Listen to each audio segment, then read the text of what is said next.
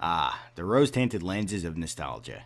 Now, it's easy to be lazily tempted into thinking that things were better once upon a time. They were so much simpler back then, and nowadays they're just difficult, lemon difficult. But things weren't fucking simple back then. Things were arguably more complicated. This is evidenced by the runaway success of a sitcom involving a group of friends that never once delivers on the designation of the com in sitcom. Now look, before anybody gets me wrong, I love the 90s, okay? Moody trip-hop, nihilistic grunge, alt metal, Tim Burton's Batman, Kiss from a Rose. I remember that one. Buffy the Vampire Slayer. Like, I fucking get it, man, okay? I was there, and I can confirm it was badass. But the 90s weren't just the happy horseshit you remember from when you were younger. I'm not going to go so far as to say the 90s weren't great, because they were. But 90s were also, kind of not so great. Insert Sublime's 1996 self-titled release. Before we begin, yes, I know the man died. Yes, that is tragic. No, I am not here to poke fun at his untimely demise. But we're in an age where we're looking at pop culture figures in a new scrutiny.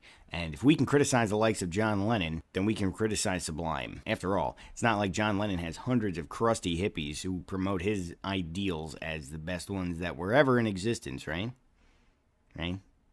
Anyway, I think now enough time has elapsed that it's appropriate to discuss Sublime, and particularly why they were the exemplar of this aimless, detached, reckless, too cool for school, free-living, bohemian style of vanity that was insidiously fashionable in the 90s. Let's get everybody caught up on context here. The 90s were an era of prosperity, and they followed the 80s, which were a particularly robust economic decade that heralded a sharp rise in consumerism thanks mainly to the accessibility of consumer electronics. Those who witnessed it probably felt like they were seeing the golden age of convenience that's been promised in science fiction and the likes of popular mechanics writers in the 50s.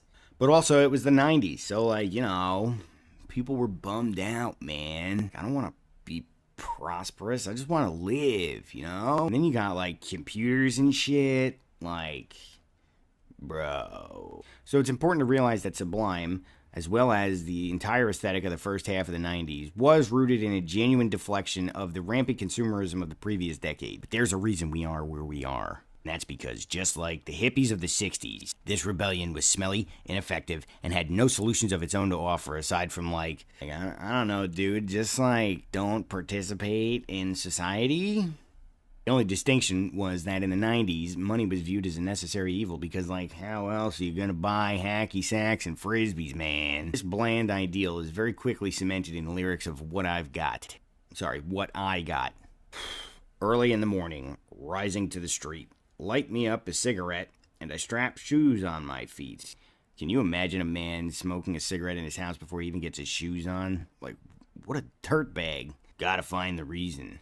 The reason things went wrong. Gotta find the reason why my money's all gone. Alright, so, is he worried about money? Is he not worried about money? Is he mocking somebody who's worried about money? It's not quite clear, because through the musty haze of weed smoke, it becomes quickly apparent that this song has no actual intent. I got a Dalmatian. That's nice.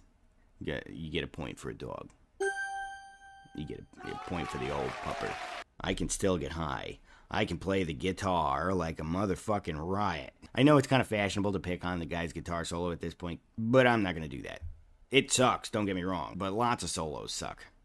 If this song had a shred of self-awareness, I'd say it was a clever fuck you to all the glitzy and overdone guitar solos of the 80s and the early 90s. But the song does not, so I award no points there.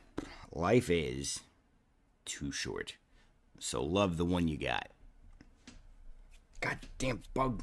That can't be the only person here who thinks that Too Short is mixed terribly, right? It's so goddamn quiet. I mean, it's only the entire point of the fucking line, right? Why bother making sure the listener can hear it? It's not like that's gonna be confusing, right? I can't fucking do this whole thing. Let's just keep going. Let's skip ahead here. Take a small example. A tip from me. Take all of your money and give it up to charity. So, I mean, there you go. That's what happened to his money. He gave it all to charity. Does he not remember doing that? That would be kind of indicative of a problem, wouldn't you say? Love's what I got. Don't start a riot. You'll feel it when the dance gets hot. Now, there's an entirely separate argument here about how the origins of reggae are rooted in protest and how Sublime both thwarts those roots and rips them off at the same time for their own brand of apathy anthems. Even if we extend the olive branch of good faith and say, well, this is just a broad brushstroke critique of capitalism, we find ourselves quickly burned by the next verse. I don't cry when my dog runs away. I retract my former point for the dog here because, fuck you, man. Oh, you don't cry? I don't get angry at the bills I have to pay. No? So then, what the fuck point is this song trying to make about money? It's trying to find money. You gotta find the reason why my money's all gone. Give your money to charity. I gotta pay bills, but oh well. What went wrong? It's not consistent. None of it is consistent. What the fuck?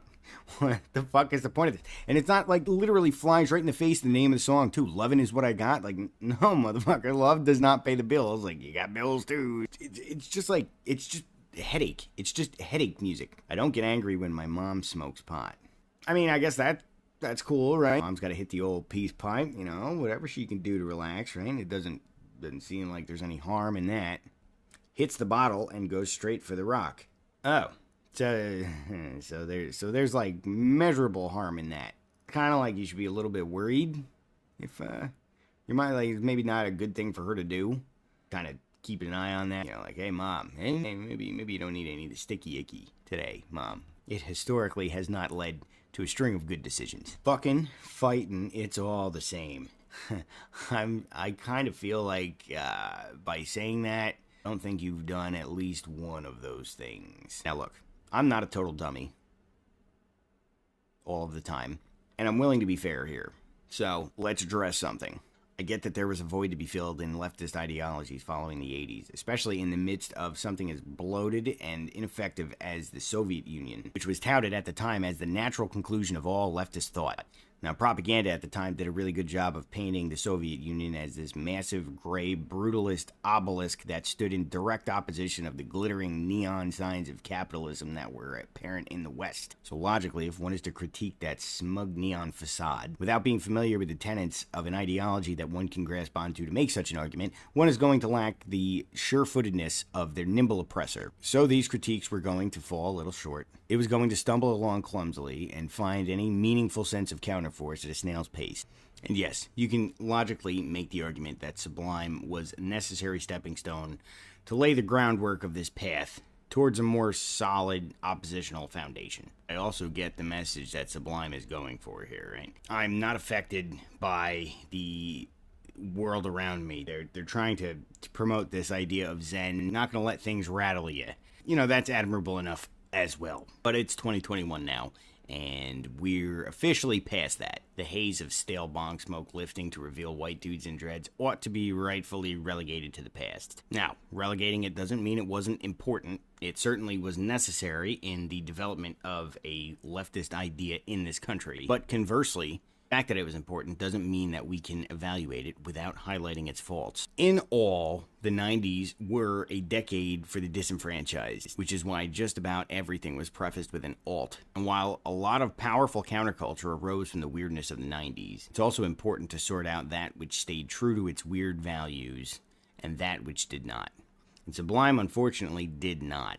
Now, I'd like to think that maybe, if given enough time, if their lead singer hadn't tragically passed away, maybe they would have fully realized it.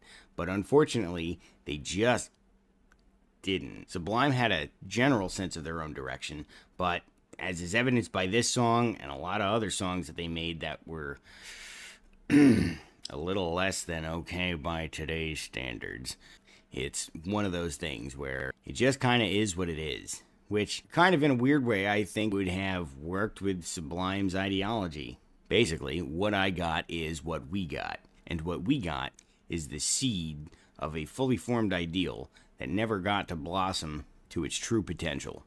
So really, to answer the question here, what the fuck is the point of this whole thing? The point of the song really is that, it doesn't know. And I guess that's all right in context. But we're past this shit now. We're past shit like this, past the idea of just a vague counterculture without any solutions to promote. So if this song kind of opened up your eyes as a teenager to the idea that you didn't have to necessarily be a slave to consumerism, That's great. Good for you. But also, it's not totally relevant anymore in today's culture. So this Thanksgiving, I want you to be thankful for what Sublime was able to accomplish, and also be thankful that society has progressed in a manner where you don't have to hold them up on an artificial pedestal anymore. And while you're at it, don't forget to check out the one with the list. Courtney Cox. David Schwimmer. Oh, delightful. And as far as what you can do to advance as a person, I would say sell all your hacky sacks and buy an NFT, you motherfucker. I'm kidding. Don't do that. The hacky sack is honestly probably worth more.